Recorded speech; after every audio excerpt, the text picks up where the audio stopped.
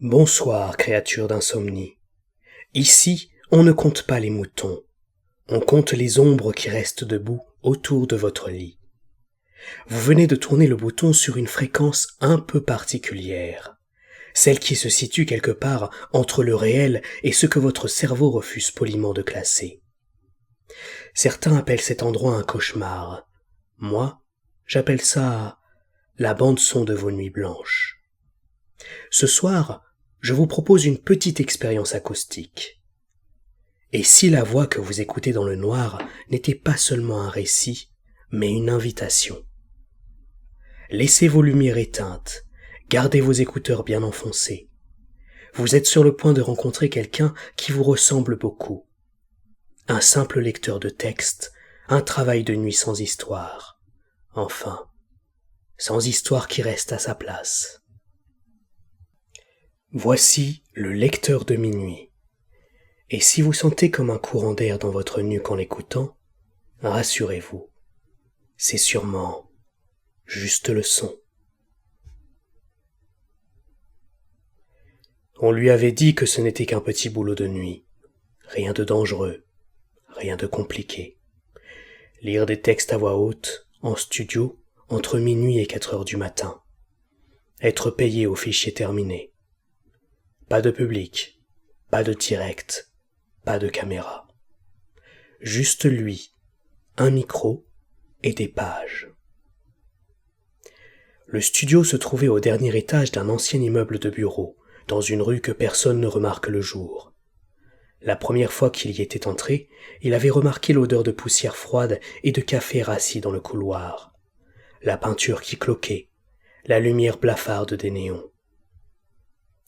Par habitude, il avait parlé tout haut pour se rassurer. Bon, ça fera l'affaire. Sa voix s'était perdue dans le silence, absorbée par les murs. On lui avait remis les instructions par mail. Pas de chef sur place, pas de supérieur hiérarchique visible. Juste un message signé d'un nom étrange, un pseudo ou un surnom. Le studio nocturne. Il devait simplement entrer, allumer le matériel, poser les pages devant lui, lire jusqu'au bout. Les textes l'attendraient, chaque nuit, sur la table. La première nuit, il avait trouvé un petit manuscrit imprimé, relié par une simple agrafe. Pas de titre, pas de nom d'auteur. Seulement une phrase en haut de la première page. Pour ceux qui écoutent encore. Il avait souri. Très bien, pour ceux qui écoutent encore. Il s'était assis, avait ajusté le micro, enfilé le casque. Un souffle léger emplissait ses oreilles, comme un vent lointain, irrégulier. Il avait appuyé sur REC. Puis, il avait commencé à lire. La maison était vide, mais les yeux restaient accrochés au mur, au cadre, aux vitres obscures. Le texte n'était pas mauvais, pas génial non plus. Une histoire de maison hantée, de bruit dans l'escalier, de respiration derrière la porte. Il avait lu, appliqué, professionnel. Il avait pris soin de poser sa voix, de varier les rythmes, de laisser des silences aux bons endroits. C'était ce qu'il savait faire. Quand il avait terminé, il avait appuyé sur stop. Le fichier s'était enregistré automatiquement, envoyé vers un serveur dont il ne savait rien. Le studio était resté silencieux.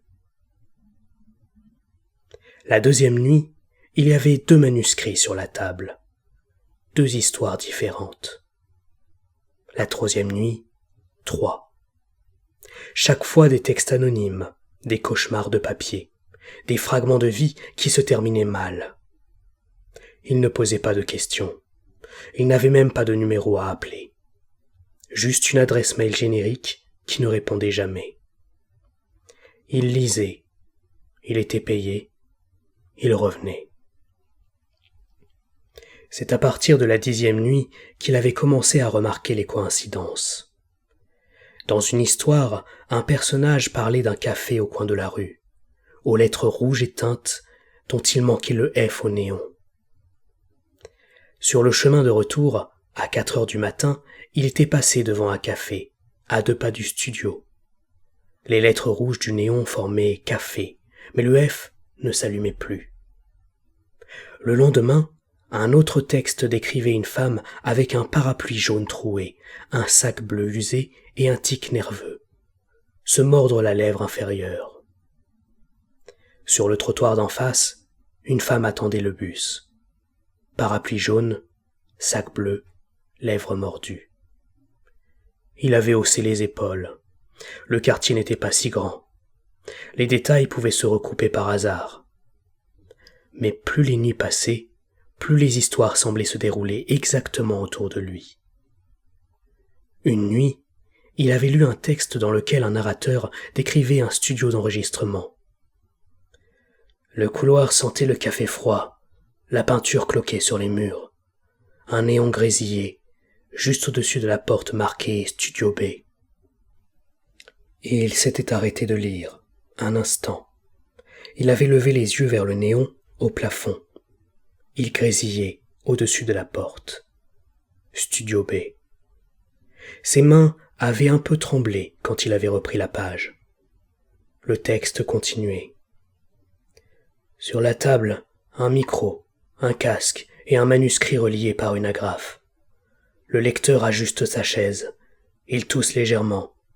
Il pense qu'il est seul. Il commence. Il avait avalé sa salive. À ce moment précis, il venait d'ajuster sa chaise. Il venait de tousser légèrement. Il venait de penser « je suis seul ». Il avait continué à lire. Que faire d'autre ? Le texte décrivait, phrase après phrase, ses gestes exacts, ses hésitations, ses respirations, même ses pensées qu'il effleurait à la seconde. Il se demande s'il devrait tout arrêter, quitter la pièce, descendre les escaliers et ne jamais revenir.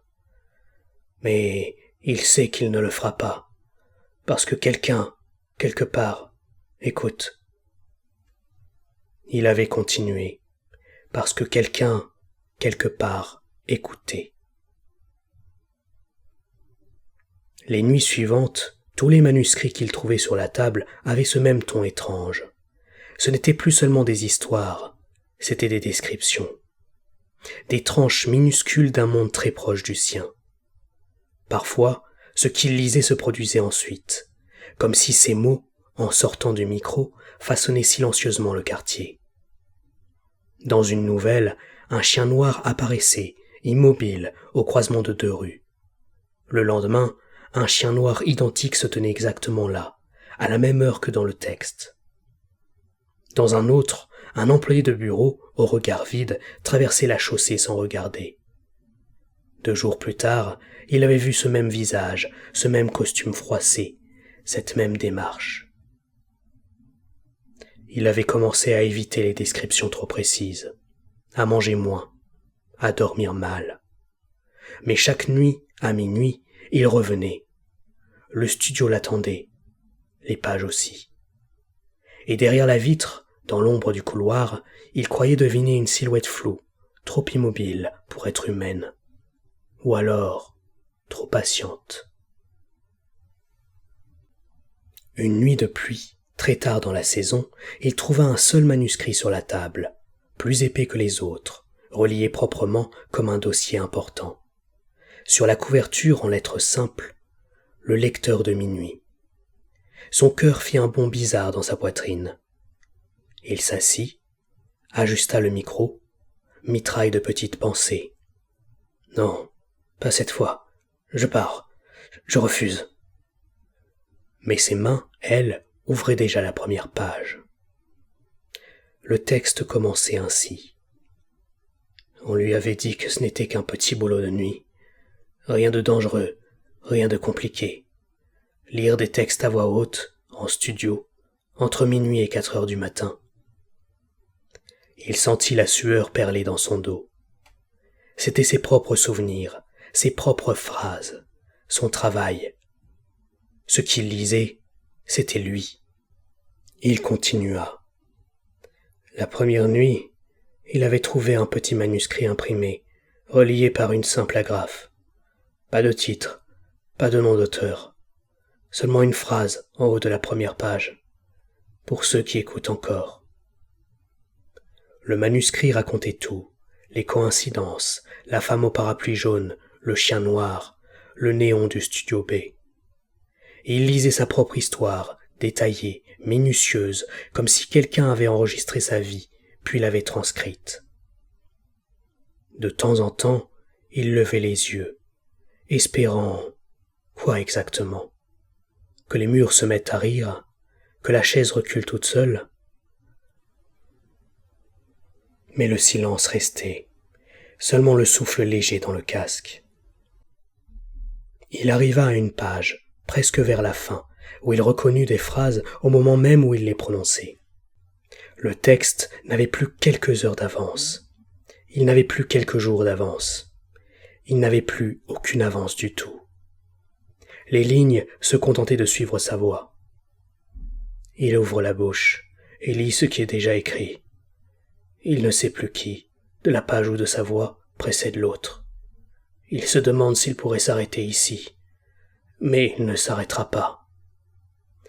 Il se demanda s'il pourrait s'arrêter ici, mais il ne s'arrêta pas.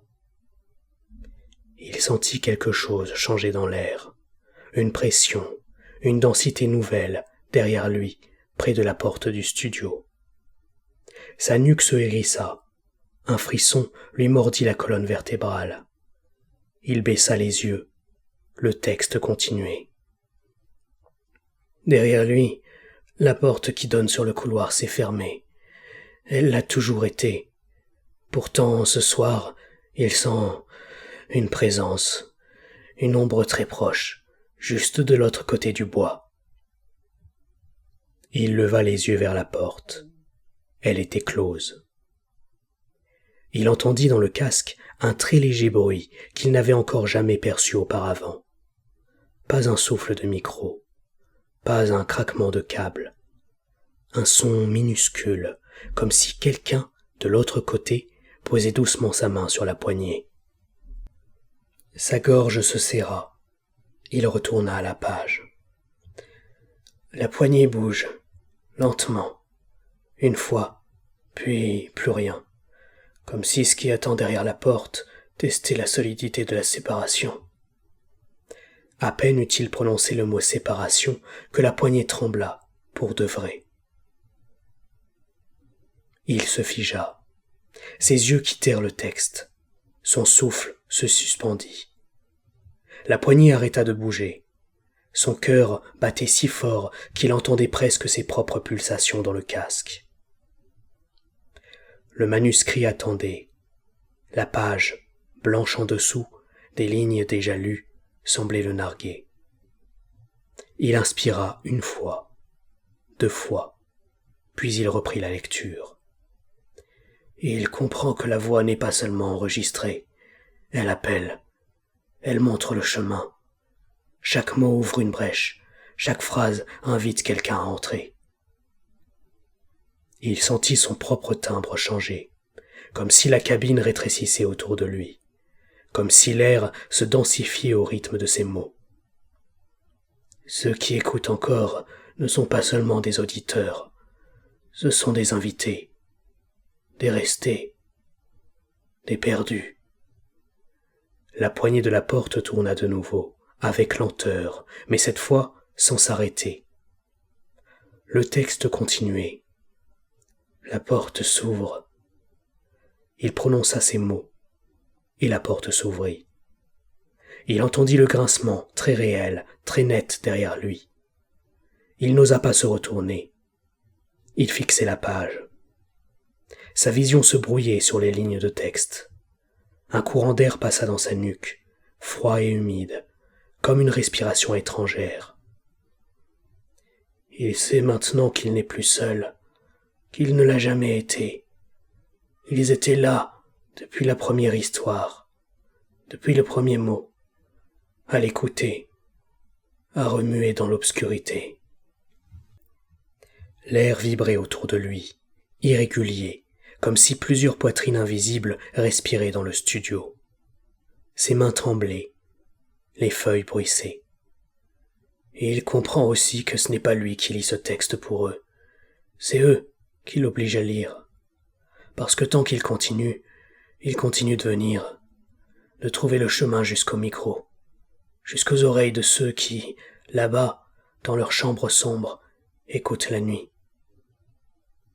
Il sentit quelque chose se pencher à son oreille gauche, un souffle glacé, presque un sourire dans le vide. Une voix qu'il n'avait jamais entendue, rauque, creuse, sans lèvres, sans gorge, murmura tout près. « Continue !» Il ferma les yeux un instant, puis les rouvrit. La dernière page l'attendait. Il lit jusqu'au bout. Il sait que ce fichier sera envoyé, quelque part, vers une personne qui croit simplement écouter une histoire pour s'endormir. Il sait que, chez cette personne, la chambre est plongée dans le noir, qu'elle porte des écouteurs, qu'elle fixe le plafond ou ferme les yeux, qu'elle pense être seule. Il sait aussi qu'au moment où il prononcera la dernière phrase, quelque chose se tiendra derrière cette personne. Une présence qu'elle ne verra pas tout de suite, parce qu'elle aura les yeux fermés, parce qu'elle aura choisi d'écouter une voix venue du noir. Il lut la dernière phrase, les mains moites, le souffle court. Et vous, qui écoutez ces mots en ce moment, êtes-vous vraiment sûr d'être seul dans votre pièce ?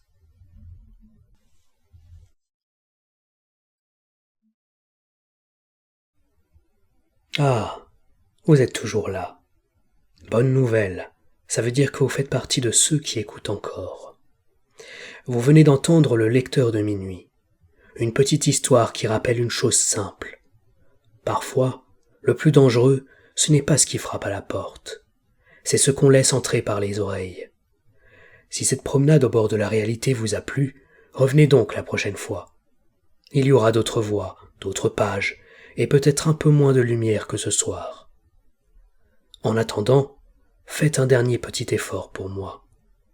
Regardez autour de vous. Oui, maintenant. Juste pour vérifier que ce bruit derrière vous n'est bien que votre maison qui travaille. Je suis votre hôte de minuit. Merci d'avoir prêté l'oreille. La suite, vous la rêverez tout seul. Bonne nuit, si vous y arrivez.